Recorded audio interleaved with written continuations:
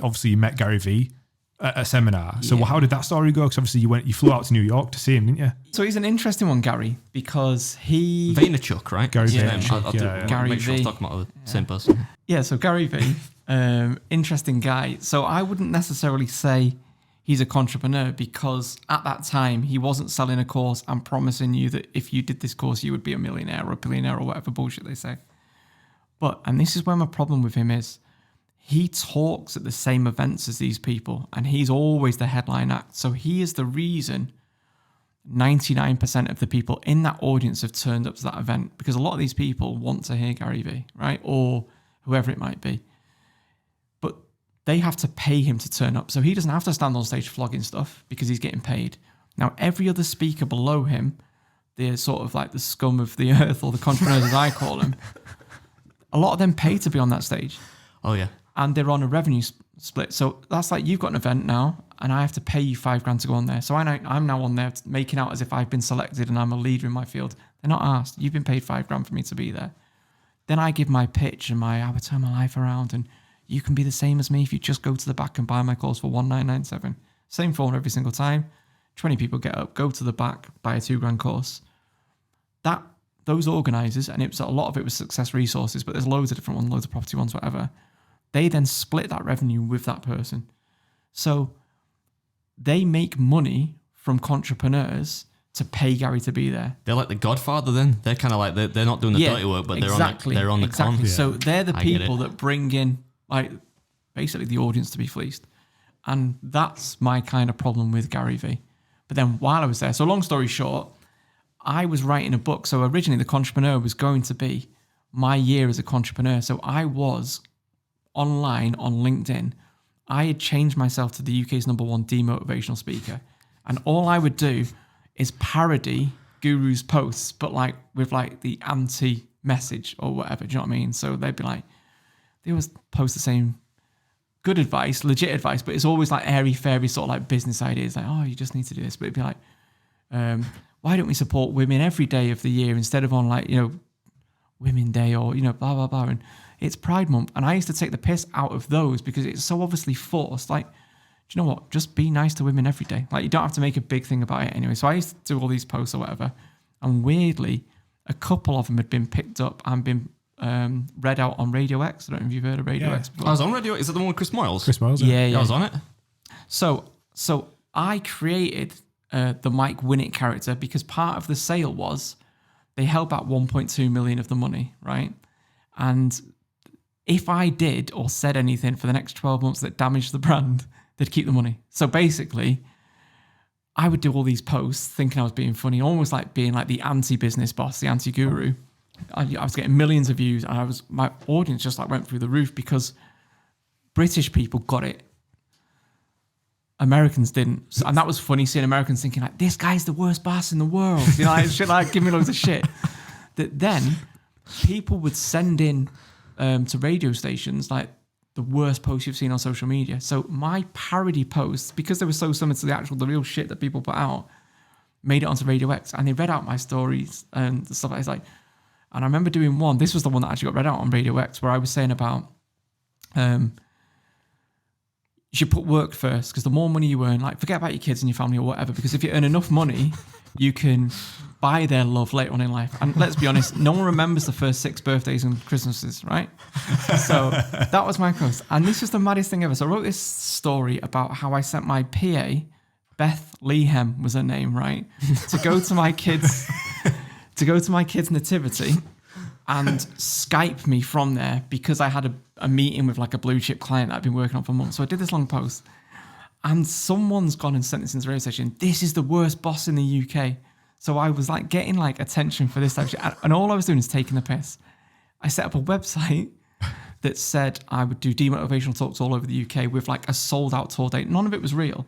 And the maddest thing happened, which was people said they'd been to my events and they'd been inspired by me. And I was like, you serious about business? But none of them happened. It was like all made up.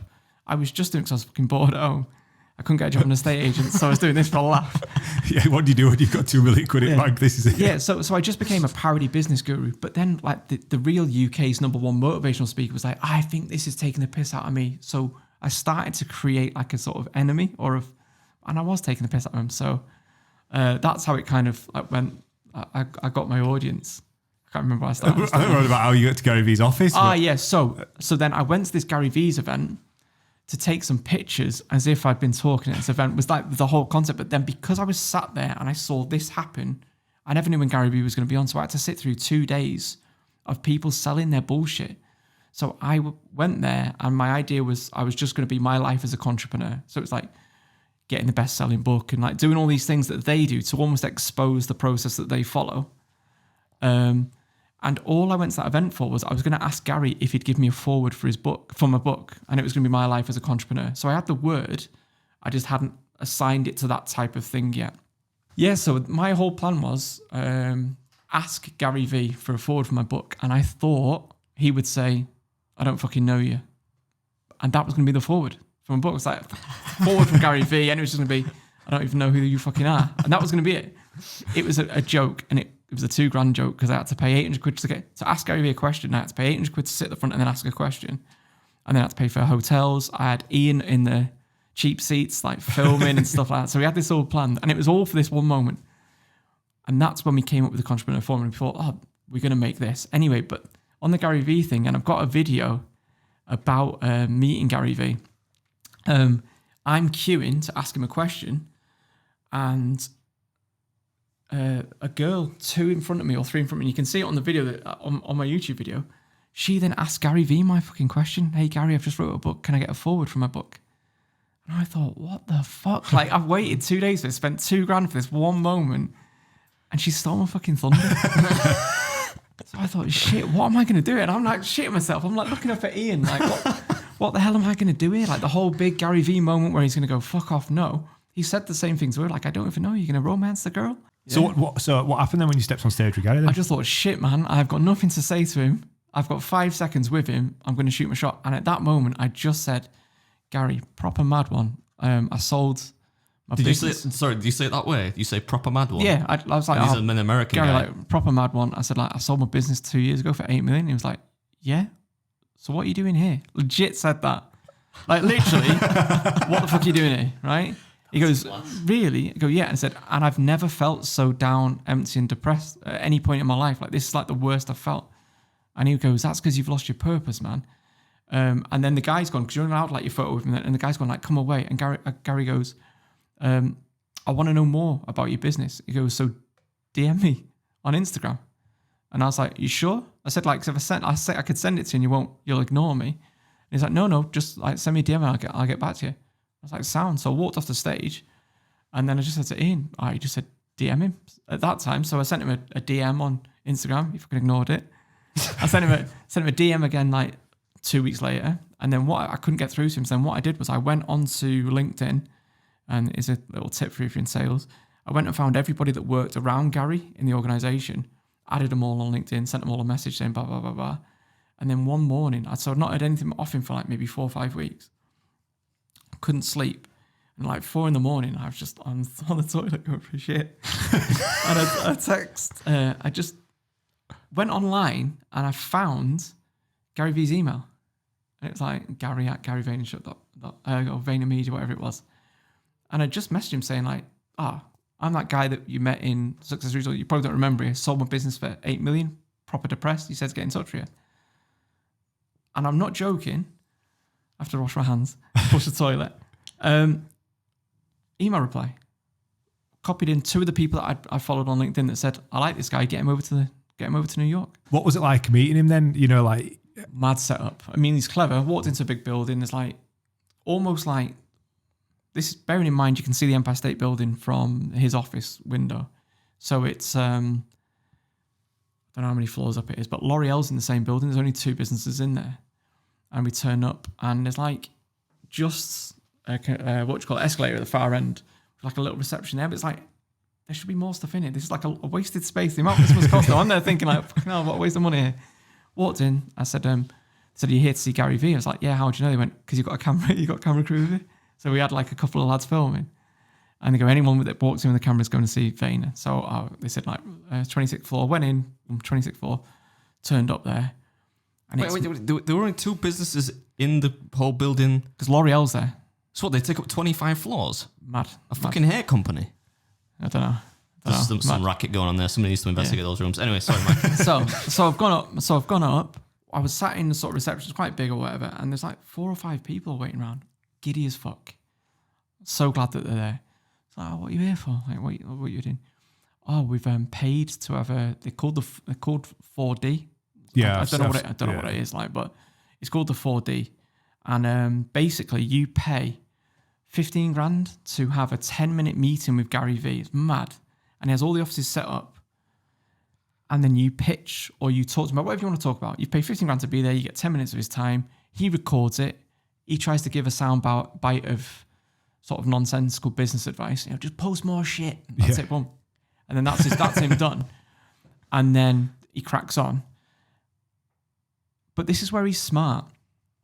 If you pitch a fucking brilliant idea to him, he goes, brilliant idea. Why don't we help you? I want to get involved. And then he either invests in that business or he goes, well, I'll give you 15 grand or 20 grand and I'll take 10% and we'll take over your social media. So he's kind of getting in there. And this is why you can't knock the guy for how smart he is. You've paid to pitch your fucking idea to me. If it's a good idea, I'm going to buy in, support you, and you can go and run. And he's kind of got the next generation of entrepreneurs, the 18, 19, 20-year-olds, early doors. So he was in the room when, was it Uber was made and stuff like that?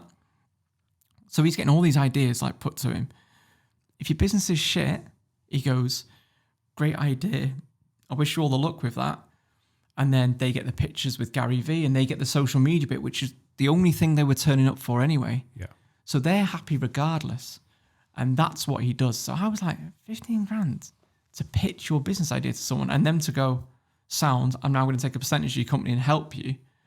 Like, fair play to the guy. He's basically, and that's why he's on TikTok and he's on all these sort of social media platforms. He's realized while his peers want to be like, I want to be like Richard Branson and I want to be like these people. That's the generation. They're dead now in business. Yeah. Like, no one wants to be these people anymore. The next generation of entrepreneurs, the 15, 16, 17-year-olds have grown up on Gary Vee. So he is the Richard Branson. So like my generation, Richard Branson's that guy. But to this generation of business people, Gary Vee's that guy because he has been the person that they go to or seen or listen to and sound bites from.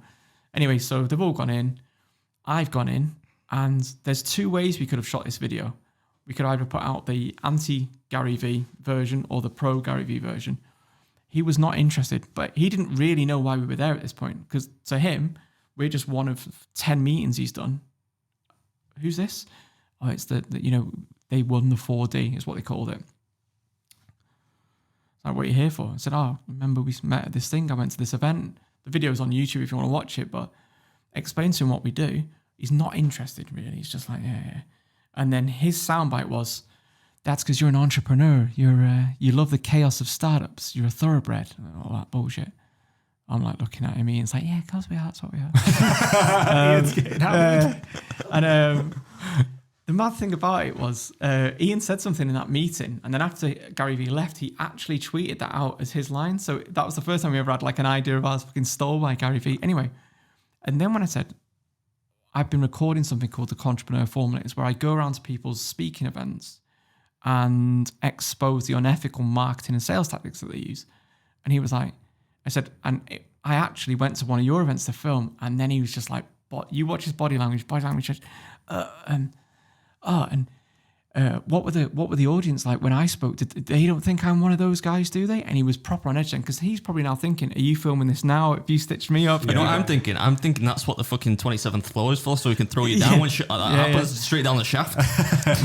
Right, and this is why I don't really like the guy. So anyway, long story short, he says, I want to put you in front of a big audience. This is a brilliant idea, brilliant concept.